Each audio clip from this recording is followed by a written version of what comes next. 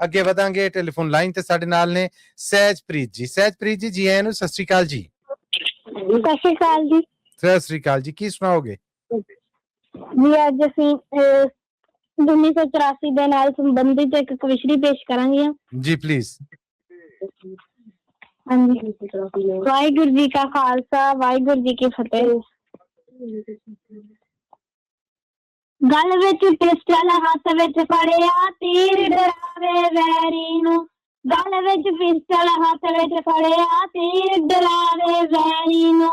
ਹਾਲੇ ਤੱਕ ਵੀ ਸੰਤਾਂ ਦੀ ਤਸਵੀਰ, ਡਰਾਵੇ ਵੈਰੀ ਨੂੰ। ਹਾਲੇ ਤੱਕ ਵੀ ਸੰਤਾਂ ਦੀ ਤਸਵੀਰ, ਡਰਾਵੇ ਵੈਰੀ ਨੂੰ। ਲੰਮੀਆਂ ਲੰਮੀਆਂ ਬਾਹਾਂ ਵਾਲਾ ਸੀਨੀ ਮਾਂ ਦਾ ਜਾਇਆ ਏ। ਦਮਦਮੀ ਟਕਸਾਲ ਦਾ ਸੇਵਕ ਗੁਰਾਂ ਨੇ ਆਪ ਕਲਾਇਆ ਓ। ਦਮਦਮੀ ਟਕਸਾਲ ਦਾ ਸੇਵਕ ਗੁਰਾਂ ਨੇ ਆਪ ਕਲਾਇਆ ਓ। ਨਾਲ ਖੜਾ ਅਮਰੀਕ ਸਿੰਘ ਹੋ, ਨਾਲ ਖੜਾ ਅਮਰੀਕ ਸਿੰਘ, ਜਿਹੜਾ ਵੀਰ ਡਰਾਵੇ ਵੈਰੀ ਨੂੰ। ਹਾਲੇ ਤੱਕ ਵੀ ਸੰਤਾਂ ਦੀ ਤਸਵੀਰ, ਡਰਾਵੇ ਵੈਰੀ ਨੂੰ। ਹਾਲੇ ਤੱਕ ਵੀ ਸੰਤਾਂ ਦੀ ਤਸਵੀਰ, ਡਰਾਵੇ ਵੈਰੀ ਨੂੰ। ਹੱਕਾਂ ਖਾਤਰ ਲੜਦਾ ਯੋਧਾ, ਕਹਿਣ ਕਰਨ ਦਾ ਪੂਰਾ ਸੀ। ਇੰਦਰਾ ਦਾ ਹੰਕਾਰ ਜਿਸਨੇ ਕਰਤਾ ਚੂਰਾ ਚੂਰਾ ਸੀ।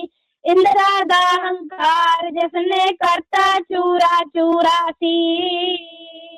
ਗਾਤਰੇ ਵਿੱਚ ਟਕਸਾਲੀ ਜੋ ਹੋ,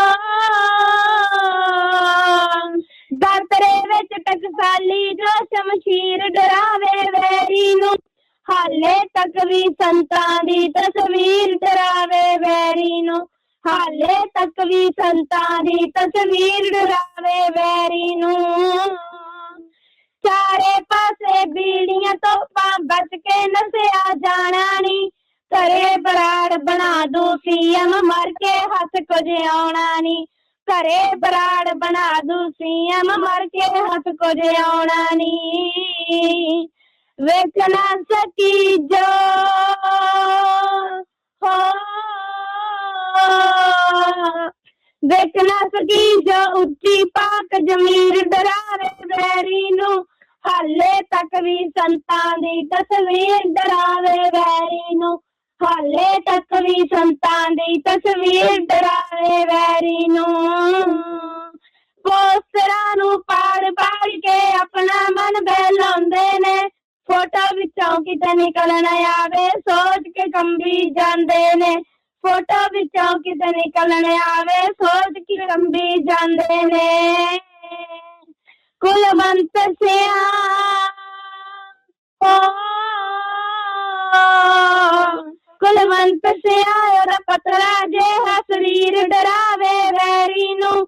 ਹਾਲੇ ਤੱਕ ਵੀ ਸੰਤਾਂ ਦੀ ਤਸਵੀਰ, ਡਰਾਵੇ ਵੈਰੀ ਨੂੰ। ਹਾਲੇ ਤੱਕ ਵੀ ਸੰਤਾਂ ਦੀ ਤਸਵੀਰ, ਡਰਾਵੇ ਵੈਰੀ ਨੂੰ। ਹਾਲੇ ਤੱਕ ਵੀ ਸੰਤਾਂ ਦੀ ਤਸਵੀਰ, ਡਰਾਵੇ ਵੈਰੀ ਨੂੰ। ਵਾਹਿਗੁਰੂ ਜੀ ਕਾ ਖਾਲਸਾ, ਵਾਹਿਗੁਰੂ ਜੀ ਕੀ ਫਤਿਹ।